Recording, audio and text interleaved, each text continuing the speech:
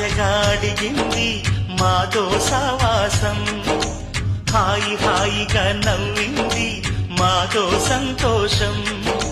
మధురమైన మమకారం మా ఇంటి పేరు అంటే, మనసు మీటు అనురాగం మా మాట తీరు అంటే, బతుకంటే ఎంత బాగుంటుందా అనుకోదా లోకం.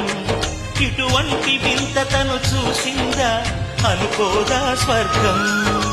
సరే పమాగరే సరే సరే సా, ఆశ ఆశగా అడిగింది మాతో సావాసం, హాయి హాయిగా నవ్వింది మాతో సంతోషం.